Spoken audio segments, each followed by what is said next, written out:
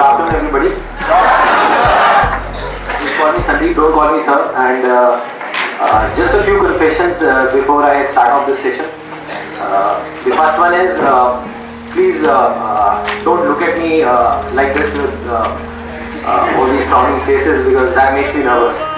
And to be honest with you, this is the first time that I am speaking in front of so many people.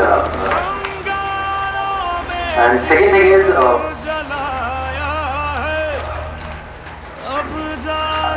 I will be not talking about the theory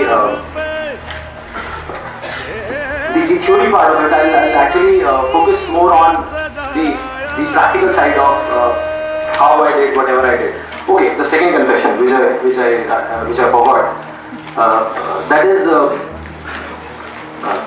to be honest with you, I can speak in English, but the problem is, you may understand what I am talking about, but I won't be able to understand what I am talking about.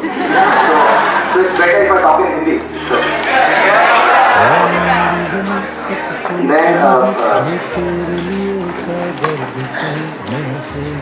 coming on to the point directly, the secret of what I feel is of my success.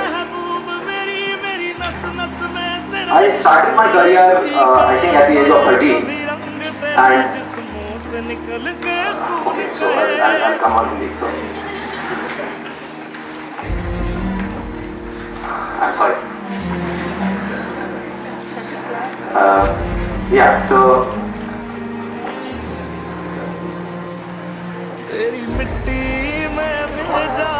yeah, I do it. English is start कर सकता हूँ, ये भी कर सकता हूँ. So I think it's not that big a deal.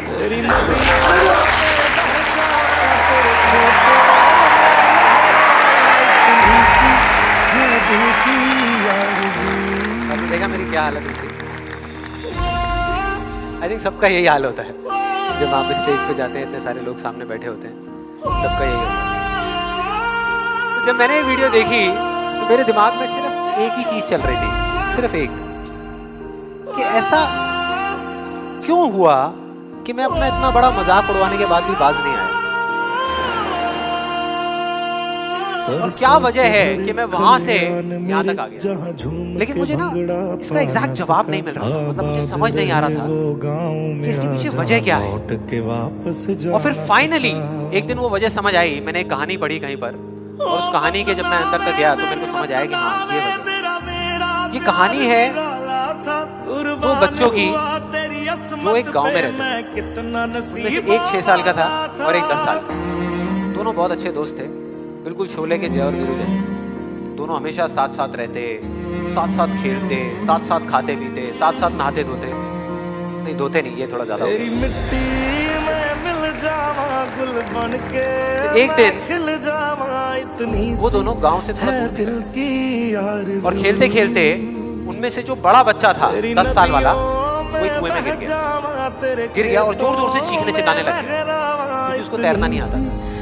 अब जो दूसरा बच्चा था, छोटा था, 6 साल का, उसने अपने आसपास में देखा और उसको कोई नजर नहीं आया, उसको कोई नहीं दिखा जिसको कि वो बुला सके हेल्प के लिए. और फिर उसकी नजर पड़ी एक बाल्टी जिसमें एक रस्सी बंधी. उसने एक सेकंड भी वेस्ट नहीं किया, उस बाल्टी को उठा करके कुएं में फेंक दिया और अपने दोस्त को बोला कि पकड़ ले. उसके दोस्त ने पकड़ा और वो अपनी पूरी ताकत लगा करके पागलों की तरह उसको खींचता रहा. अपनी पूरी जान लगा दी उसने. छोटे से बच्चे ने, 6 साल के, और 10 साल के बच्चे ने उस बाल्टी को पकड़ा हुआ था. खींचता रहा और तब तक नहीं रुका जब तक उसने अपने दोस्त को बचाया, जब तक वो बाहर नहीं आया. अब यहाँ तक तो ठीक था, यहाँ तक तो ये कहानी समझ आती है. लेकिन हुआ क्या कि जैसे ही ये दो बच्चे जब दोनों एक हो गए, जब बाहर आए और आकर के गले मिल रहे, रो रहे और खुश हो रहे, एक तरफ से उनको डर भी लग रहा था.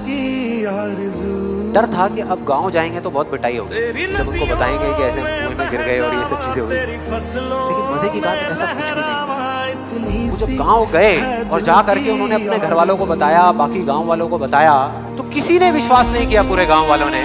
और वो अपनी जगह बिल्कुल ठीक थे, क्योंकि उस बच्चे में इतनी ताकत भी नहीं थी कि वो एक बाल्टी पानी से भरी हुई वो उठा सके. तो इतने बड़े बच्चे को इतनी ऊपर खींचना तो बहुत दूर की बात है. लेकिन एक आदमी था उस गांव में